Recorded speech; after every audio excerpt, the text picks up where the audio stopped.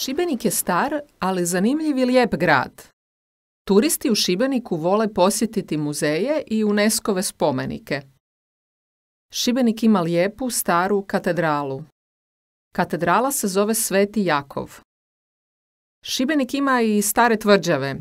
Zovu se Barone, Sveti Ivan, Sveti Nikola i Sveti Mihovil.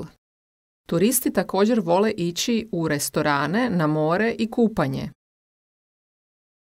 Restorani imaju ukusnu hranu, pića i deserte. U Šibeniku turisti također mogu ići na lijepe plaže i obližnje otoke. Brodovi idu za Zlarin, Prvić i Obonjan. To su lijepi, ali mali otoci. Turisti također mogu ići na koncerte i na predstave. Šibenik ima i zanimljiv akvarijum. Tu idu djeca i odrasli. Akvarijum ima i suvenirnicu. Tu turisti mogu kupiti suvenire.